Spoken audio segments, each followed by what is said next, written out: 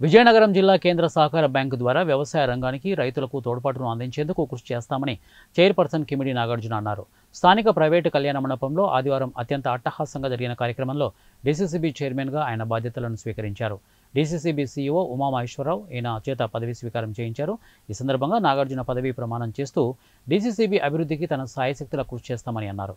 చైర్మన్గా రాజ్యాంగం తనకు అప్పగించిన బాధ్యతలను నెరవేరుస్తామని, డీసీసీబీ సంఘాన్ని, బ్రాంచ్లను అంతఃకరణ శుద్ధితో పరిరక్షిస్తామని పేర్కొన్నారు. బ్యాంకు చైర్పర్సన్గా అత్యున్నత ప్రమాణాలను పాటిస్తామని, సేవలను విస్తృతం చేస్తామని చెప్పారు. చైర్పర్సన్గా బాధ్యతలను స్వీకరించిన నాగార్జునను రాష్ట్ర గిరిజన సంక్షేమ శాఖ మంత్రి గుమ్మడి సంధ్యారాణి, రాష్ట్ర ఎంఎస్ఎంఈ సెర్ఫ్ ఎన్ఆర్ఐ వ్యవహారాల శాఖ మంత్రి కొండపల్లి శ్రీనివాస్, ఎంపీ కలిశెట్టి అప్పలనాయుడు, ఎమ్మెల్యేలు, సీనియర్ నాయకులు కిమిడి కళా వెంకట్రావు, కొండ్రు మురళీమోహన్ తదితరులు ఈ కార్యక్రమంలో పాల్గొన్నారు.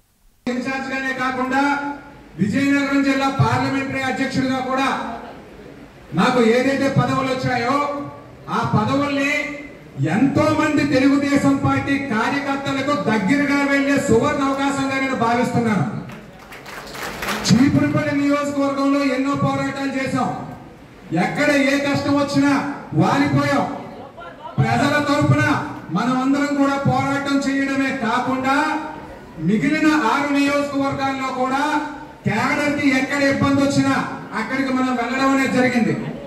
ఏ పార్లమెంటులో కూడా లేని విధంగా మన పార్లమెంటులో 8 మంది మాజీ మంత్రులు ఇక్కడ ఉన్నారు.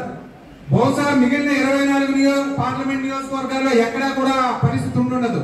అటువంటి సీనియర్ల మధ్యలో ఎటువంటి ఇబ్బందులు కూడా లేకుండా, ఎక్కడా కూడా గర్వంగా పోకుండా వాళ్ళు ఏ రకంగా చెప్తే ఆ రకంగా చేసుకుంటూ పక్క నియోజకవర్గాల్లోకి ఎప్పుడు ఇన్వాల్వ్ అవ్వకుండా అక్కడ ఎవరైతే ఇన్ఛార్జ్ ఉన్నారో వాళ్ళే ఫైనల్ అనుకుంటూ వెళ్ళానని చెప్పి సందర్భంగా మీకు తెలియజేస్తున్నాను.